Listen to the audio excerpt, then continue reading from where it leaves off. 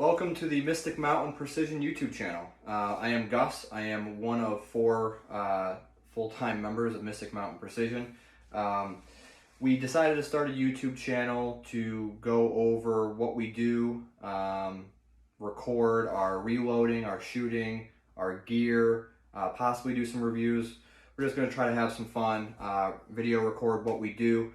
The first series that we're thinking about doing is we have a PRS style match in 2 weeks, and I have yet to nail down a recipe for my Ruger Precision Rifle. So I am going to do a mini series on reloading, how I'm going to go about it, my approach to creating a new recipe for this rifle in particular, and hopefully you guys find some useful information out of it and enjoy the videos. We'll have more to come, including the match itself we're planning on filming, and just generally our adventures with the Mystic Mountain crew. So in just 1 second, I'll move the camera and I'll explain what we got going on with this rifle.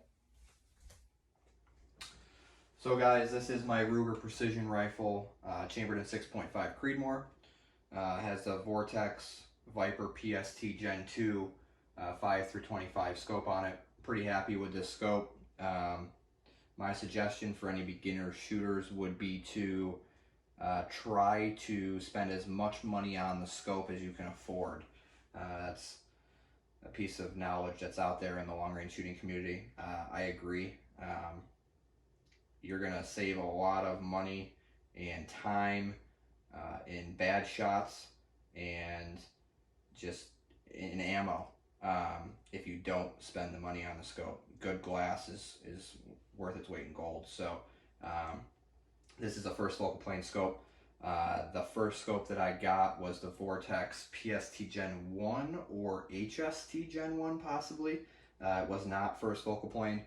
I was happy with that scope. I still have it mounted on a long range AR platform, but for this rifle I wanted first focal plane. I wanted the ability to mill shots without worrying about what magnification I was on. So the rifle itself, I have probably 2,200 rounds through it. I think I switched out the factory barrel to this Hart 26-inch barrel at around 1,800 rounds, and I know that I have at least 400 rounds or so through this Hart barrel. So I really should be through any type of break-in period or rifle speeding up, the barrel speeding up. So at this point, I think is a good time to get my recipe made and go with it.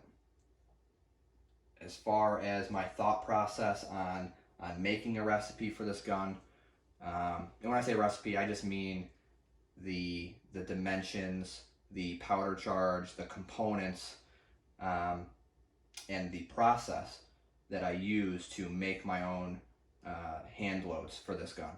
That's kind of my definition of recipe.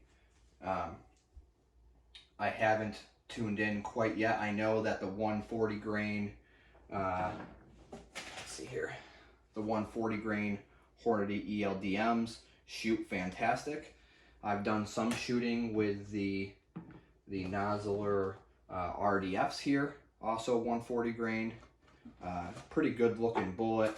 Not super happy with the tips on them, right? They're not, I don't know if we can see this on the camera or not, or if the camera will focus on it. Let me see here. But the tips are not uniform. So when reading case overall length, you definitely don't want to just do that off the tip because you'll get wacky readings.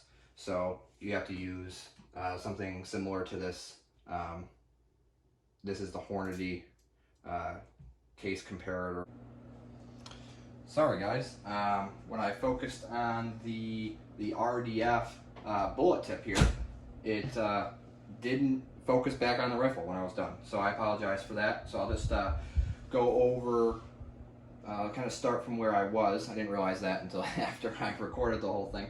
But essentially, I'm going to make a little mini series going over my thought process and the data recording, and hopefully you guys can pull some some helpful information out of it, or just follow along and enjoy. And hopefully it produces good results in the match if I do my part. And I'm fairly confident the rifle will do its part.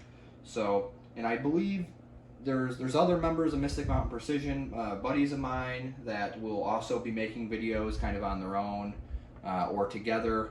I know this weekend we're planning on camping and shooting, so we're likely going to record that adventure. So please follow along, like, subscribe, comment. We're small enough, obviously, where we'll read every comment and respond if you have any questions. And on Instagram is our biggest following, so we have about 2,000 followers or so on Instagram at Mystic Mountain Precision. So please go give us a follow there and stay up to date. Thank you.